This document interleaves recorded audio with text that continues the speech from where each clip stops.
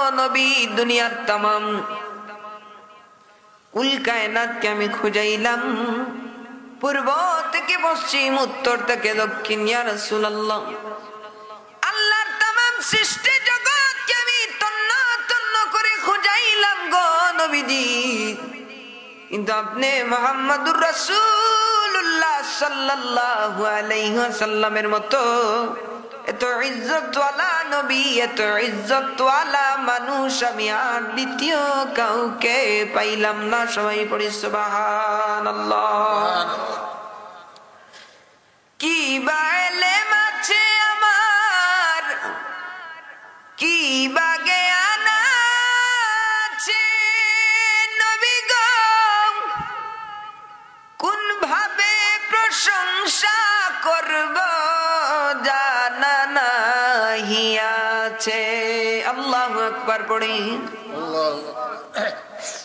কি বাইলে মাছে আমার কি বাগে আনা আছে নবী গো কোন ভাবে প্রশংসা করব জানা নাহি আছে তোমারি দিদারের আশায় জল ঝরে নয়নে তোমারি দিদারের আশায় জল ঝরে নয়নে সুবহানাল্লাহ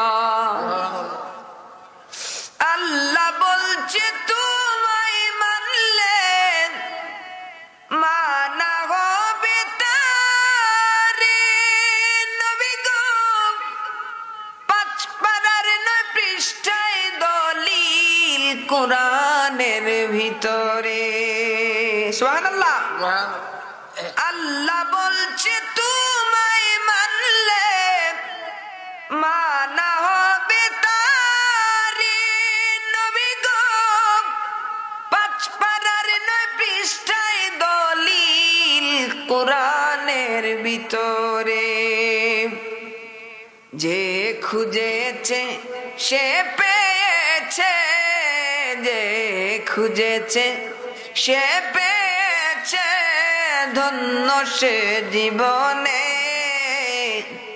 তোমারি দিদারের আশায় ঝলঝলে নয়নে সবাই পড়ে সুবহানাল্লাহ কবি বলছে ইয়া রাসূলুল্লাহ ইয়া হাবিবাল্লাহ নবীজি গো কি ইলম আছে গো নবীজি আমার কি জ্ঞান আছে গো নবীজি আমার কি ইলম দিয়ে আপনি নবীর শান আমি বর্ণনা করি গো নবীজি কি জ্ঞান দিয়ে আপনি নবীর শান আমি বর্ণনা করি গো নবীজি ইয়া রাসূলুল্লাহ ইয়া হাবিবাল্লাহ আপনার শান আজমত বর্ণনা করার মতো কোনো জ্ঞান আমার নাই গো নবীজি আপনি নবীর আজমত বর্ণনা করার মতো কোনো ইলম আমার নাই গো নবীজি তবে মহব্বতে শান গাই আর আপনি কামলিওয়ালার মহব্বতে চুকের জল ফালায়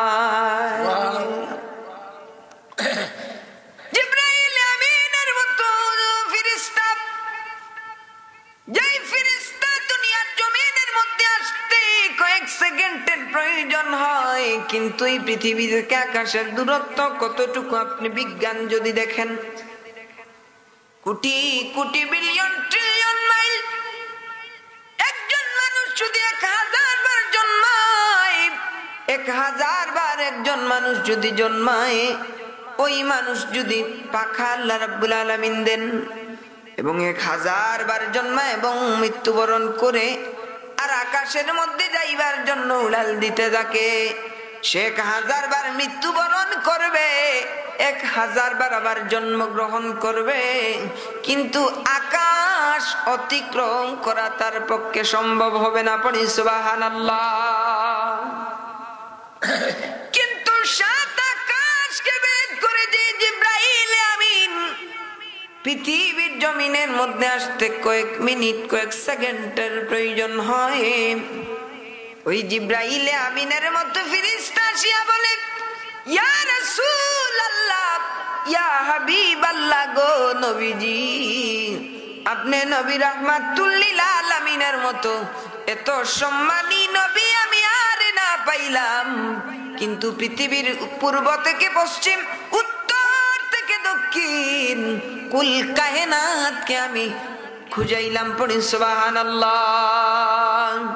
কি বা ইলম আছে আমার, কি বা জ্ঞান আছে নবী গো, কোন ভাবে প্রশংসা করব জানা নাহি আছে। আপনারি দিদারের আশায় জল ঝরে নয়নে। সবাই পড়ি সুবহানাল্লাহ। হযরত আব্দুল্লাহ ইবনে আব্বাস রাদিয়াল্লাহু তাআলা আনহু নবীজির আজমত বর্ণনা করতেছেন।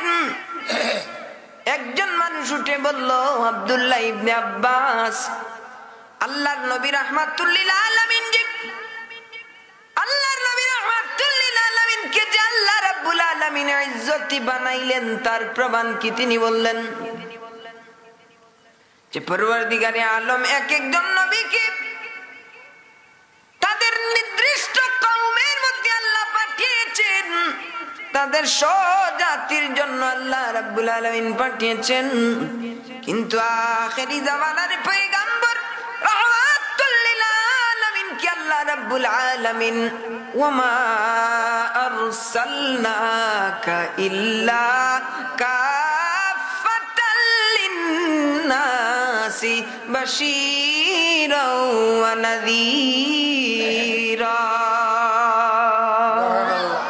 এই কামলিওয়ালা রাহমাতুল লিল আলামিন কি আল্লাহ নির্দিষ্ট কওমের জন্য পাঠায় নাই? আল্লাহ রাব্বুল আলামিন স্বজাতির জন্য পাঠায় নাই।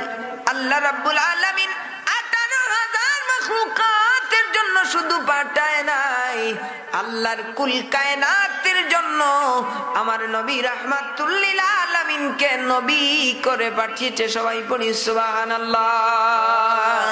আল্লাহ বলছেন ইন্নাল্লাযীনা ইউবাইউনাকা, মাইকটা ঠিক করে দাও। ইন্নাল্লাযীনা ইউবাইউনাকা, এটা শব্দ করেন না। ইন্নাল্লাযীনা ইউবাইউনাকা ইন্নামা ইউবাইউনাল্লাহ। আল্লাহ বলছেন যে তোমরা যদি আমার নবীর উপরে হাত রাখো তাহলে তোমরা যেন আমি আল্লাহর উপরে হাত রাখলে। সবাই পড়ি সুবহানাল্লাহ। আল্লাহ বলছেন যে আমার নবীর তাবেদারি মানি, আমি আল্লাহর তাবেদারি। সবাই পড়ি সুবহানাল্লাহ। রব্বুল আলামিন বলছেন ওয়া রাফা'না লাকা যিকরাক ইয়া রাসূলুল্লাহ, আপনার শানকে আমি আল্লাহ রাব্বুল আলামিন, আপনার শানকে আমি আল্লাহ রাব্বুল আলামিন উপরের দিকে উঠিয়েছি। সবাই পড়ি সুবহানাল্লাহ।